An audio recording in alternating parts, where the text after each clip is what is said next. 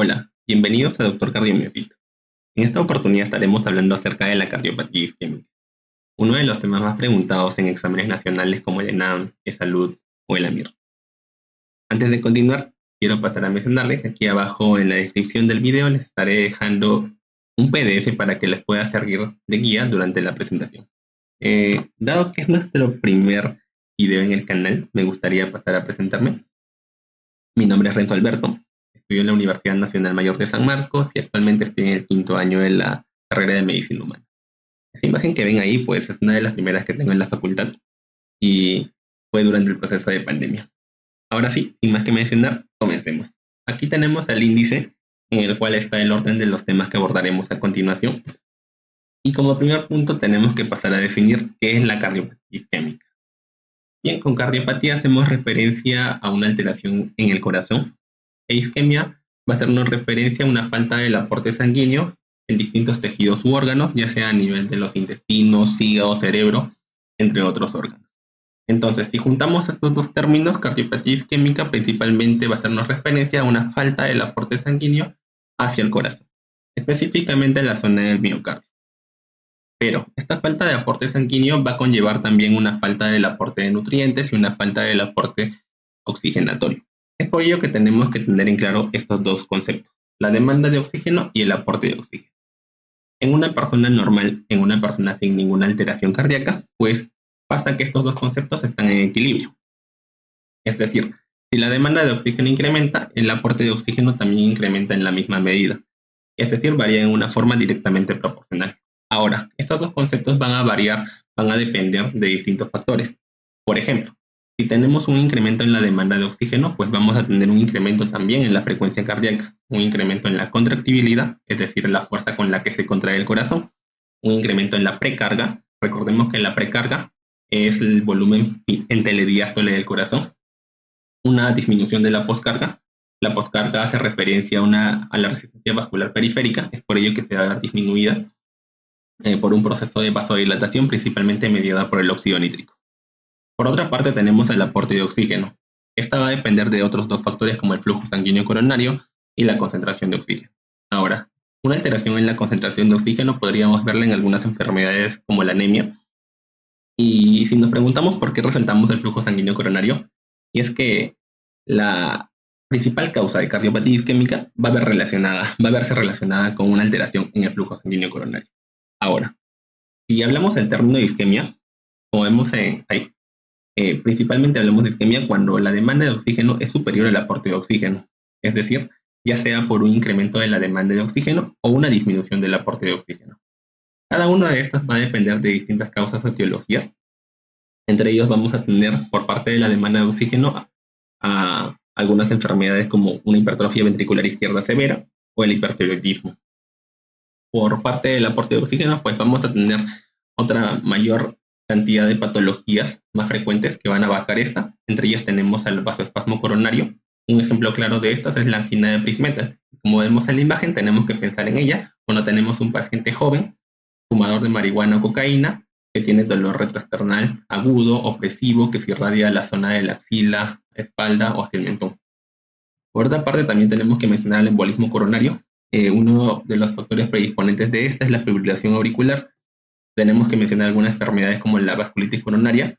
Un ejemplo claro de estas vendría a ser la enfermedad de Kawasaki, que principalmente se presenta en niños, y algunas otras enfermedades como la alteración en la microcirculación coronaria, o también conocida como síndrome X. Recordemos que en esta patología pues vamos a tener un fallo en los receptores de adenosina, lo cual va a generar una vasoconstricción coronaria. Y ahora sí, vamos a atender a la principal causa de cardiopatía isquémica, que vendría a ser la aterosclerosis. Si definimos en términos sencillos qué es la aterosclerosis, pues vendría a ser principalmente un acúmulo de grasa, lípidos, colesterol a nivel de las paredes vasculares. Y si hablamos en términos de epidemiológicos, pues va a representar cerca del 85 al 90% de las causas de cardiopatía isquémica. Es por ello que vamos a ahondar un poco más en este tema más adelante. Con respecto a algunos factores de riesgo, vamos a tener algunos no modificables y otros modificables. Con respecto a los no modificables, pues vamos a mencionar a la edad, el sexo y el antecedente familiar. Centrándonos en el tema de la edad, pues vamos a tener que los pacientes varones mayores de 45 años van a ser más predisponentes a sufrir este tema de la cardiopatía isquémica. Y las mujeres van a tener una edad superior, es decir, una edad promedio cerca del mayor a los 55 años.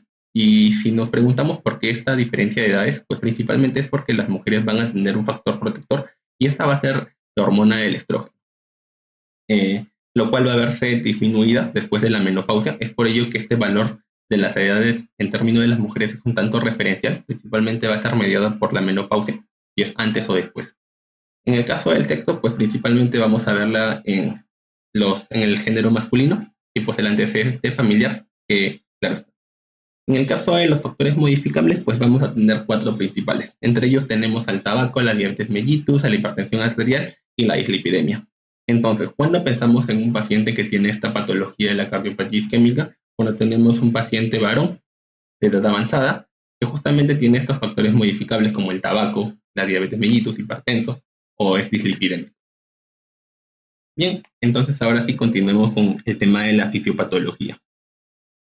Antes de continuar, tenemos que pasar a recordar cuál es la histología normal de una arteria. Si vamos desde la zona interna hacia la zona externa, vamos a ver que tenemos en la zona de la túnica íntima, la túnica media y la túnica externa. Ahora, es importante mencionar que entre la túnica íntima y la luz vascular va a haber el endotelio, que vendría a ser esta porción rosada que vemos a continuación. Ahora sí, si agrandamos esta imagen, es decir, si la trasladamos a una visión un poco más clara, vamos a tener esto que tenemos a continuación. Vamos a mencionar a la luz vascular, la túnica íntima, la túnica media, y ese conglomerado de células rojas que vemos en representación van a hacernos referencia al endotelio. Bien, en esta imagen que vemos en la porción inferior derecha, pues va a hacernos un resumen de lo que es la fisiopatología que vamos a ir abordando a mayor detenimiento, a mayor detalle en esta explicación. Entonces, antes de comenzar tenemos que recordar cuáles son las funciones del endotelio.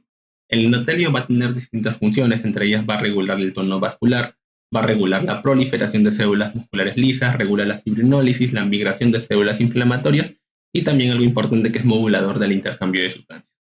Entonces, al ser el endotelio uno de los órganos más importantes, al tener distintas funciones, pues una disfunción de esta va a generarnos distintas patologías. ¿Y por qué puede generarse una disfunción endotelial? Principalmente por una alteración del flujo sanguíneo, ya sea por una éstasis o una turbulencia sanguínea. En este caso podríamos mencionar, por ejemplo, a una hipertensión arterial. Y por otra parte tenemos algunos medidores químicos, como por ejemplo el término de las LDL, que va a estar presente en la dislipidemia, que justamente va a estar presente en la aterosclerosis. Entonces, como primer punto, vamos a tener a la disfunción endotelial como una lesión inicial. Esta disfunción endotelial va a generar un incremento en la permeabilidad del endotelio. Es decir, las LDL que normalmente están en la luz vascular que están transitando, van a tener un mayor pasaje para pasar a la túnica íntima.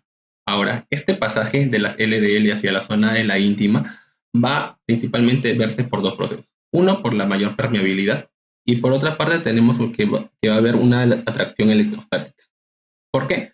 Porque en el caso de las LDL vamos a tener una apolipoproteína, que es la ApoB100, que va a tener un carácter positivo. Y las proteínas de la matriz extracelular de la túnica íntima pues van a tener una carga negativa. Es por ello que van a traerse positivo con negativo y pues van a pasar de la luz vascular a la zona de la íntima. Listo, tenemos a las LDL en la zona de la íntima. ¿Qué pasa después? Que las LDL van a sufrir 2 procesos de degradación a lo largo de este proceso aterosclerótico. El primer paso es la oxidación, como vemos a continuación, y el segundo paso es por medio de los macrófagos. Entonces, como primer paso, las LDL se oxidan por medio de la liberación de especies reactivas de oxígenos por parte del endotelio y por parte de las células musculares lisas, que van a estar presentes en la túnica media. Entonces tenemos ya las LDL oxidadas. Estas LDL oxidadas van a liberar una sustancia, que es la lisofosfatidilcolina. Esta va a activar el endotelio y va a generar que se expresen distintos receptores que vemos a continuación, los cuales van a generar que se adhieran los monocitos. Sin embargo, los que son responsables de llamar a los monocitos hacia esta parte de aquí son esos que vemos ahí, como la interleuquina 1 y la proteína quimiotáctica de monocitos tipo 1. Tenemos ya los monocitos que llegan a la luz vascular, se unen a los receptores y por tanto van a pasar a la túnica íntima. Una vez que los monocitos pasan hacia la zona de la íntima, van a expresar un receptor. Ese es el receptor CD36, lo cual va a hacerlos diferenciar en macrófagos. Los macrófagos a su vez van a expresar un receptor, que es el receptor Scavenger tipo A, lo cual va a hacerlos tener una especificidad hacia las LDL oxidadas y por ende vamos a tener posterior a ello una célula espumosa. Una célula espumosa no es nada más y nada menos que un macrófago fagocitando distintas LDL oxidadas. Ahora, con respecto a esta célula espumosa va a pasar algo peculiar, y es que va a generar un círculo vicioso en todo este proceso. ¿Por qué? Porque por una parte va a tratar de eliminar las LDL oxidadas, pero por otra parte vamos a tener que va a incrementar este proceso oxidativo, y por ende va a generar mayor cantidad de inflamación. Siguiendo en este proceso, la célula espumosa va a liberar distintas citoquinas como la interleuquina 1, el factor de necrosis tumoral alfa, la interleuquina 12, llamando más monocitos y por tanto teniendo mayor cantidad de células espumosas. Las células espumosas van a agruparse y por ende van a formar una estría grasa. La estría grasa es la primera manifestación macroscópica de todo este proceso aterosclerótico, sin embargo no va a causar ninguna alteración hemodinámica. Continuando con todo este proceso crónico, vamos a tener que algunas células espumosas van a hacer un proceso apoptótico liberando todo este contenido intracelular hacia la zona extracelular y que va a liberar principalmente el contenido del colesterol, las LDL, entre otros, lo cual vamos a tener que va a formarse el núcleo lipídico. Por otra parte, no solamente va a liberar todo este contenido, sino que al momento de hacer la apoptosis va a liberar todo el contenido, distintas enzimas como las metaloproteinasas, lo cual va a degradar la matriz extracelular propia de la zona de la íntima. Y bueno, también las células espumosas van a adherirse hacia el núcleo lipídico. Y a esto nosotros conocemos como ateroma. El ateroma es la unión del núcleo lipídico junto a las células espumosas. Continuando con todo este proceso, pues la túnica media existen las células musculares lisas. Y una de las características principales de estas es que van a sufrir un proceso de plasticidad fenotípica, por lo cual va a generar a los fibroblastos. Estos fibroblastos van a actuar en respuesta a la degradación de la matriz extracelular y por ende van a formar colágeno y van a tratar de reparar este proceso que se ha visto degradado en la matriz extracelular. Y por ende también va a adherirse hacia el núcleo lipídico y también junto a esto las células musculares lisas, evitando el crecimiento del núcleo lipídico para de esta manera tratar de disminuir la obstrucción de la luz vascular.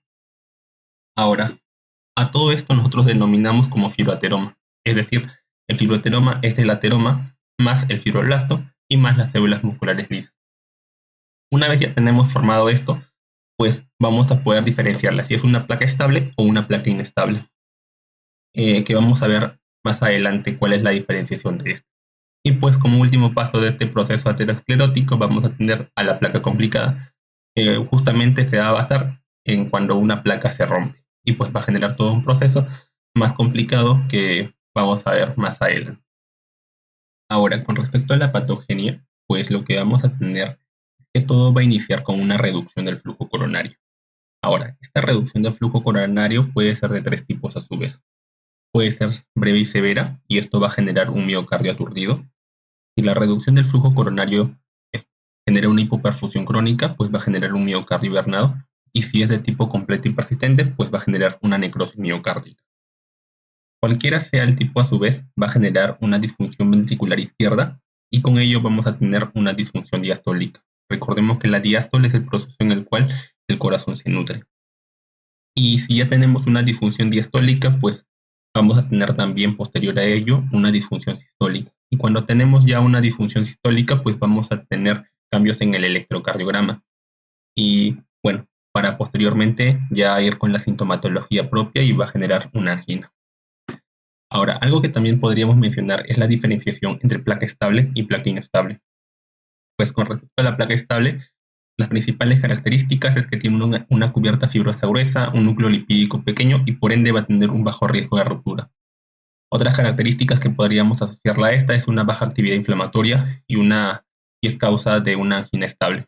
Con respecto a la placa inestable, pues vamos a tener entre las principales características que tiene una cubierta fibrosa delgada, un núcleo lipídico grande y por ende va a tener un alto riesgo de ruptura. Entre ellas también vamos a tener una alta actividad inflamatoria y va a estar asociado a síndromes coronarios agudos. A modo de resumen, lo que es una cardiopatía isquémica es que podemos subdividirla en dos subtipos. Entre ellas tenemos si es asintomática o sintomática. Con respecto a la sintomática, pues recordemos que no toda la cardiopatía isquémica van a generar síntomas. Y con respecto a la sintomática, vamos a subdividirla a su vez en dos tipos. Entre ellas tenemos la angina estable y el síndrome coronario agudo. El síndrome coronario agudo, pues a su vez va a subdividir en dos tipos. Entre ellas tenemos la angina inestable y el infarto agudo de miocardio. Y el infarto agudo de miocardio a su vez se va a subdividir en otros dos tipos, que es un ST no elevado y un ST elevado. Entonces, esto es un resumen de lo que es una cardiopatía isquémica. Son temas que se van a ir abordando conforme avancen los videos.